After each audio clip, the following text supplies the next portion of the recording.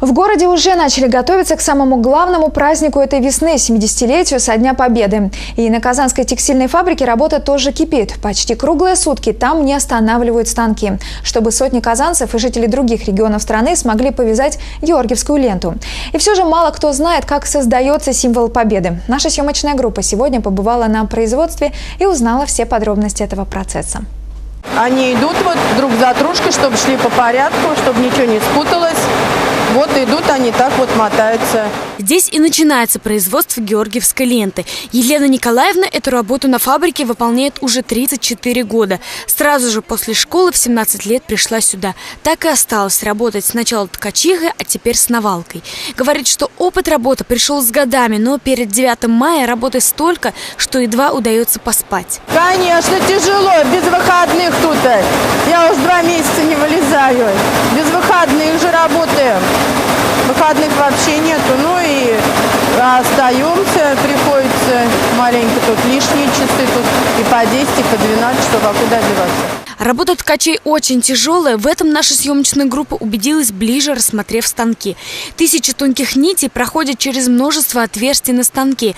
И когда он начинает работать, все они приходят в движение. Оказалось, что все это настраивается ткачами вручную, и заправка одного станка занимает полный рабочий день – 8 часов. Георгиевская лента состоит из 144 нитей. 73 идут снизу и 71 сверху. Здесь они соединяются в финальный столб в четвертой. И хочется отметить, что вот такой вот один станок в сутки производит до 2 километров георгиевских лент.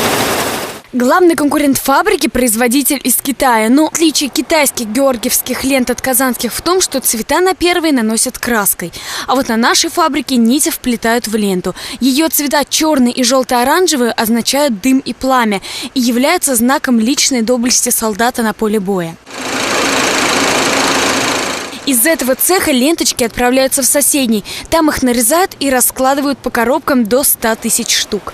Потом ленту упаковывают и отправляют на склад. А здесь чего только не найти. И шнурки, и резинки, и ленты российского триколора. Начальник производства Регина Валиахметова за всем следит. Ведь символу Победы уделяют особое внимание. Так как в этом году юбилейный год, заказов очень много. Мы работаем круглосуточно уже около 5 месяцев.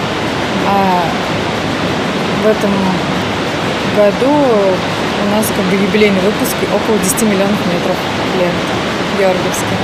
А сколько вы уже сделали? Мы сделали около 9, и вот планируем до 9 мая еще миллион сделать. По словам Регины, 1 миллион метров ленты при нынешнем темпе работы они сделают за 2 недели.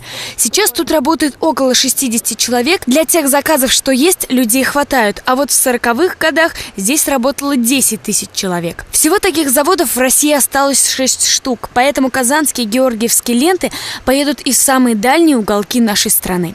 Ксения Малова, Рамиль Бекбаев. Новости на Первом городском.